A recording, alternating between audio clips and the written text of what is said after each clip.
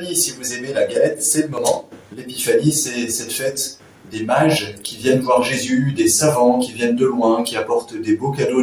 Et ils trouvent un petit enfant, un petit bébé nouveau-né, posé sur de la paille, symbole de faiblesse, de vulnérabilité. Vous avez peut-être remarqué que les deux moments les plus connus de la vie de Jésus sont sa naissance à Bethléem, dans la crèche, et puis sa mort sur la croix.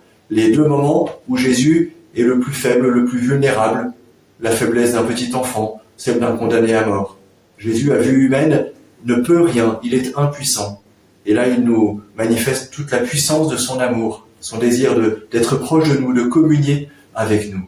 Et quand nous-mêmes nous vivons la faiblesse, l'épreuve, la difficulté, la souffrance, eh bien nous pouvons penser à cela, penser que Jésus est venu rejoindre notre fragilité, notre vulnérabilité. Quand nous vivons l'épreuve, eh bien Jésus la connaît, Jésus sait ce que c'est, il l'a vécu aussi.